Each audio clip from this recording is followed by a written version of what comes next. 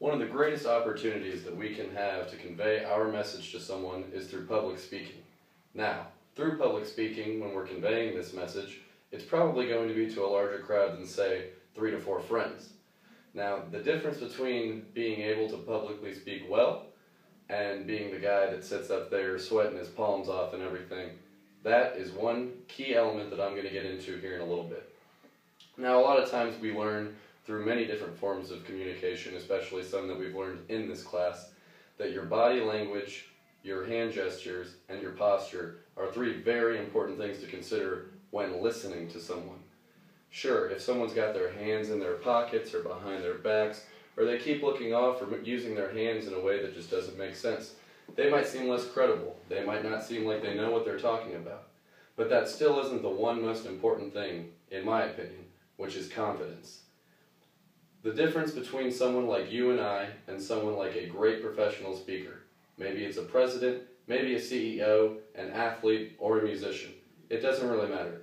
The thing that those people possess that your everyday average Joe doesn't is confidence.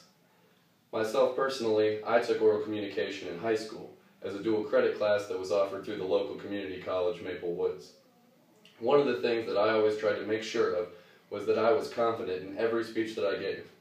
Now, our teacher gave us feedback on each and every one of our speeches. Many students got the feedback of, oh, well, you know, you're mumbling your words, your hand movements are kind of off, you don't have a lot of factual evidence. And more often than not, the confidence, it wasn't there. Myself personally, I drew the borderline between confidence and cockiness. My teacher told me many times that I was on that borderline of being cocky in my speech, but I didn't want there to be any doubt in my audience's mind that I was relaxed up there. I was having fun.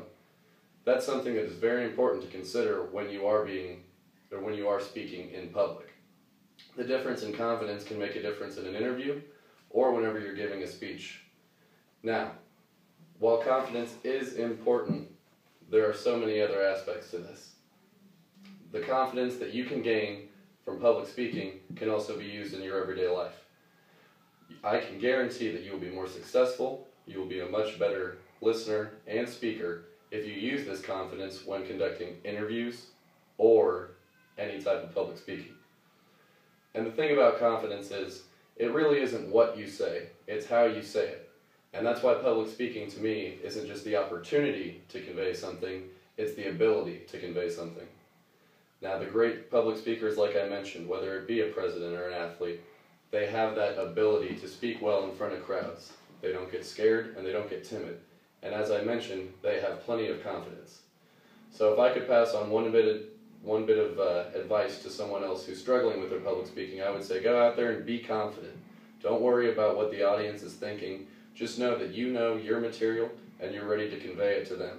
Because you don't have the opportunity to convey anymore, you now have the ability to convey. Again, it's not what you say, it's how you say it.